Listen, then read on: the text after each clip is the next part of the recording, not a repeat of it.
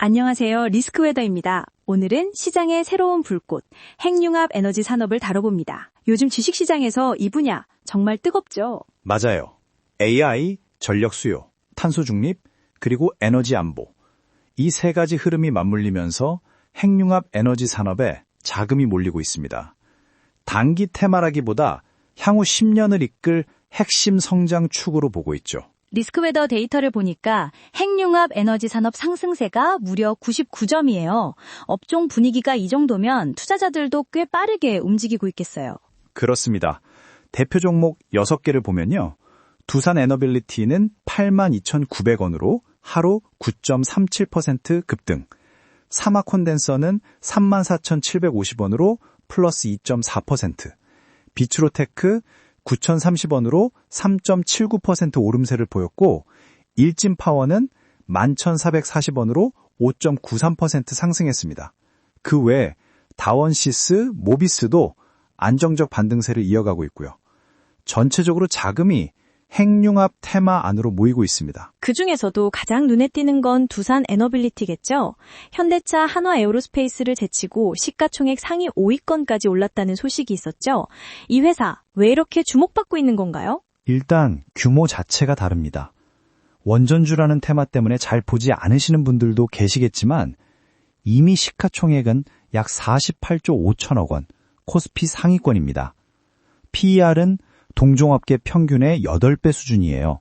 100에서 400배 사이를 오갑니다. 물론 숫자만 보면 부담스러운 것도 사실이지만 이건 단순 고평가가 아니라 기대 프리미엄이에요.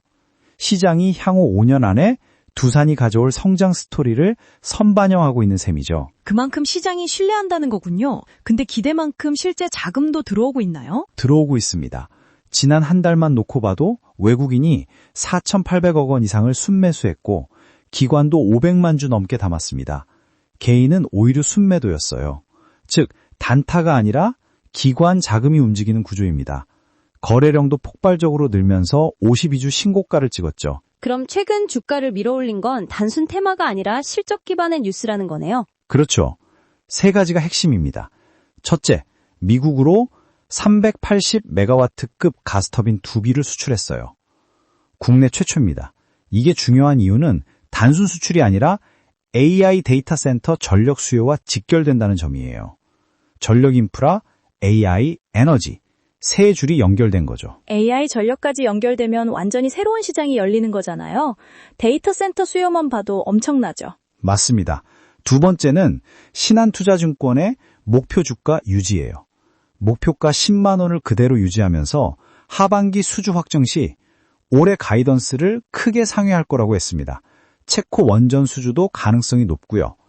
즉 시장이 기대하는 실적이 아니라 확정 가능한 계약이 남아있다는 점이 포인트죠. 실제 수주가 확정되면 단기 모멘텀이 생기고 기술력이 받쳐주니 장기 스토리도 유지된다는 거네요. 정확합니다. 세 번째는 뉴스케일 SMR 파트너십이에요. TBA CEO가 직접 두산의 제작 능력을 확인했고 뉴스케일 창업주도 기술 실현 가능성을 언급했어요. 작을수록 강하다. 소형 모듈 원자로 시장에서 두산이 글로벌 주도권을 쥐는 그림입니다. 이 세 가지 뉴스가 하나로 이어지네요. 기술력, 수주, 시장 신뢰, 뭔가 기업의 성장 서사가 그려지는 느낌이에요. 그게 바로 두에빌의 강중입니다. 단기 이벤트가 아니라 펀더멘탈 구조 자체가 단단해요. 네 가지 축으로 보면 이해가 쉽습니다. 첫째, 국산화 수혜받습니다. 한국남부발전과 양수발전소 부품 국산화 모듈 체결했고 이미 3,300억 원 규모의 계약을 확보했습니다. 정부의 에너지 자립 정책과 직결된 사업이에요. 둘째, 글로벌 기술력입니다. 두산은 세계 최대 규모의 원자력 발전소 부품 공급사로 미국 퍼미 아메리카와 파트너십을 맺고 차세대 소형 모듈 원자로 시장 진출을 가속화하고 있죠. 40년 동안 원자로 부품을 공급해온 노하우가 그대로 자산이 되고 있습니다. 국내 기술력뿐만 아니라 글로벌 신뢰까지 확보한 셈이네요. 그래서 외국인 자금이 그렇게 강하게 들어오는 거군요. 그렇죠. 세 번째는 에너지 저장 시장 확대예요. 신재생 에너지가 늘면서 양수발전소의 역할이 커지고 있습니다. 두산은 여기서 핵심 기자재를 국산화해 원가 절감과 기술료 절약 효과를 동시에 얻고 있죠. 단기 실적뿐만 아니라 장기 구조까지 잡는 전략이에요. 마지막으로 원자력 재평가 흐름입니다. AI 데이터 센터 전력난, 글로벌 탄소 중립 정책, 그리고 에너지 안보, 이 세 축이 원전을 다시 필수 전력원으로 만들고 있습니다. 두산은 이런 패러다임 전환의 중심에 서 있죠. 들으면서 느끼는 건데요. 두산 에너빌리티는 단순히 원전 관련주라기보다 에너지 시스템 전체의 중심에 있는 기업 같아요. 바로 그런 관점이 중요합니다.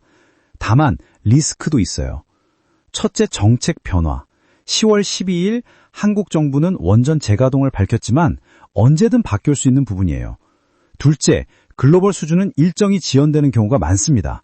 수주와 실제 매출 반영 사이에는 긴 간격이 있다는 걸 감안해야 해요. 그럼 각각의 리스크에 대한 전망은 어떤가요? 원전 정책 영향은 어떻게 될까요? 당장은 원전 정책이 지속될 가능성이 높습니다. 탈원전에서 원전 확대로 방향이 전환된 건 기후위기와 에너지 안보라는 현실적 문제 때문이에요. 이런 상황에서 정책 기조가 크게 바뀌긴 어렵죠.